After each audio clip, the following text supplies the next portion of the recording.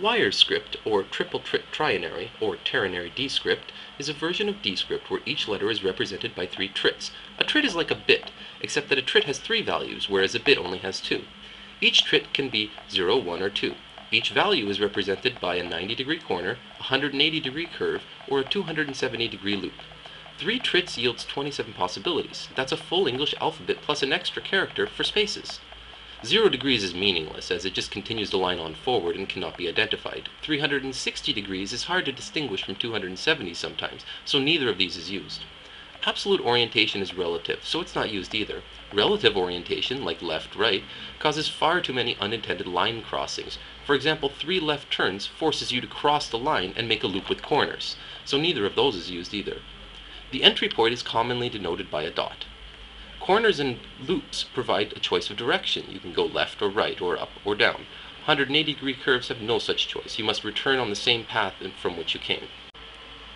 Here is the WireScript index. It's very simple. It's 3 tic-tac-toe grids. The first trit indicates which grid you should look at. The second trit indicates which row, and the third trit indicates which column.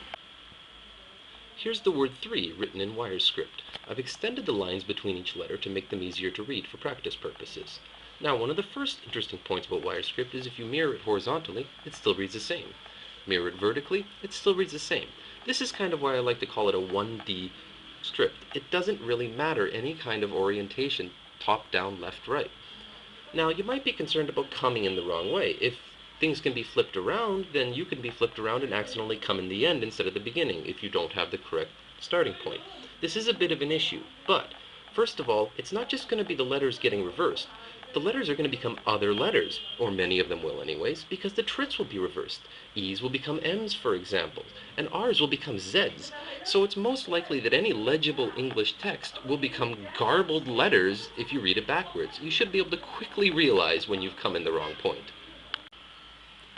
Here we have the words 3, trit, and trinary written in WireScript. And here we see them all merged together using the space character in between each word, so that all 3 words become a single string. There are actually 2 possible space characters, one using 3 180-degree curves, and one where you actually merge all 3 of them together, producing a 540-degree curve. Now we'll suck the excessive lengths off of the string, and here we have the words Hong and Kong. Here we have the phrase carpe diem, with the space between the words and all is one nice tight bundled up string. The trickiest combinations in WireScript involve the 180-degree curve and the 270-degree loop. On the top you see what happens when you try to use them together. They tend to bundle up into pretzel shapes or double crossing of lines. Now, if you have, say, first the 270, then the 180, there's an easy way around this. You just extend the loop of the 180 so that it exceeds the 270's loop size. You can do this the reverse way when you're coming in with your 180, but you have to be pre-planned for that. You have to know that the loop is coming, and you have to be ready to make the space bigger. Now, for the real fun part. Because WireScript requires no penlets and uses very simple angles, it can be written, you guessed it, with wires. In this example here you see the word time. The letters are spaced out again to make it easy for reading. Here you see the word love, bundled up nice and tighter. The 180 plus 270 problem even disappears when you use wires because crossing the lines isn't even an issue anymore. You're not stuck on a 2D plane, you're working in 3D space. Which brings us here. As you can see, this is the A that you would normally be thinking of.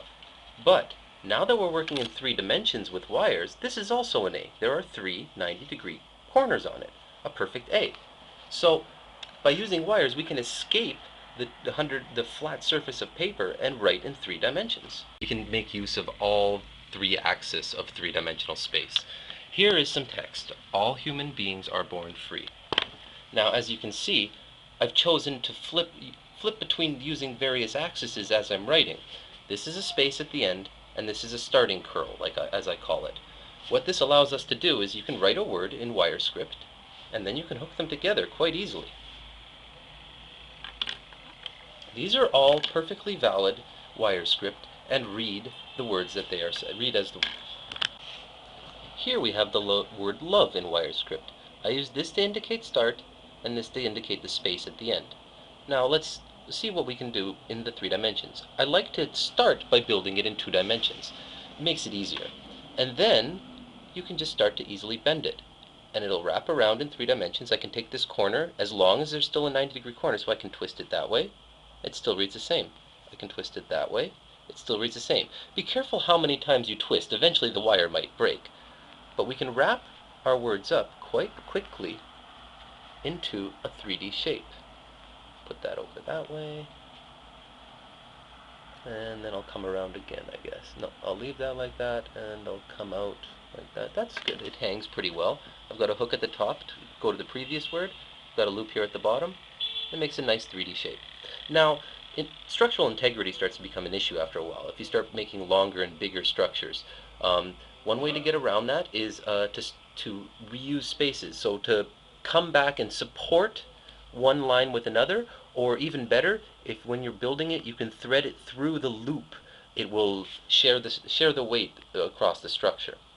You can also put multiple words together quite simply, hooking them like so, and then a little bit of glue or a solder or even a small weld will lock them in place quite nicely. You can build 3D structures. You can build it from the base up. You can hang them hanging down. You can do just about anything you want. You're completely free to build in a completely 3-dimensional environment with your text.